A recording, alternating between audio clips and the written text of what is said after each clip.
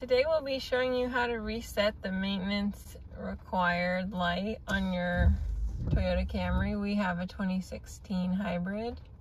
So we had our oil changed and they did not reset the maintenance required sign. So we'll do that.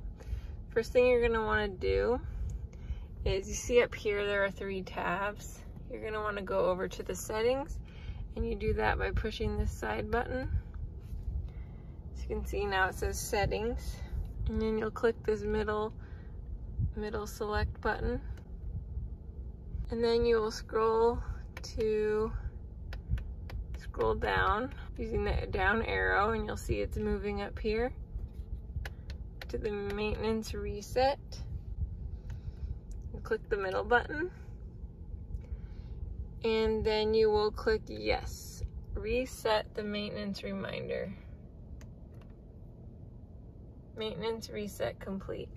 You'll click yes by choosing the select button in this middle.